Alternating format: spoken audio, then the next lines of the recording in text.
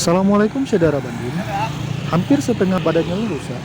Kerusakan badan jalan tersebut terjadi di Jalan Lintas Sumatera, yakni di Jalan Medan Banda Aceh, Dampung Saratode, Kecamatan Birimbayun, Kabupaten Aceh Timur.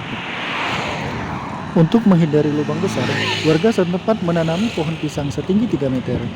Hal ini diharapkan agar pengguna jalan dapat menghindari lubang besar yang sudah memakan hampir setengah badan jalan. Safridawati, warga Aceh Timur yang sedang melintas, ia mengatakan bahwa lubang sebesar itu sangat berbahaya. Ia melihat juga begitu banyak pengguna jalan yang memilih jalur berlawanan arah untuk melintas. Semoga pemerintah tidak menutup mata. Ia berharap pemerintah segera mengambil tindakan cepat untuk penanganan jalan tersebut. Dari Aceh Timur, Alfarisi TV mengabarkan.